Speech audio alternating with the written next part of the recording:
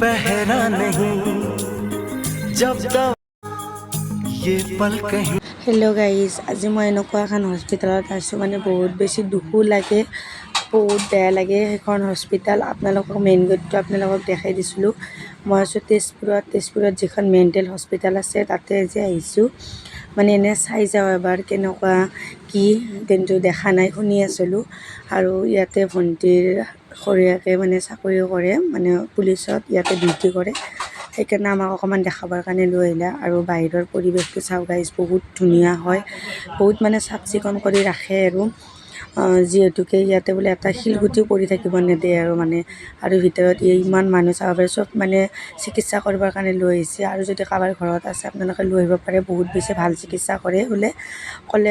আৰু এতিয়া আমাক ওপৰত লৈ গৈছে, কিন্তু ভিডিঅ' কৰিবও নিদিয়ে আৰু চাব আহিবও নিদিয়ে, কিন্তু আমি আহিব পাৰিছোঁ ভণ্টিৰ খুৰীয়েকৰ কাৰণে।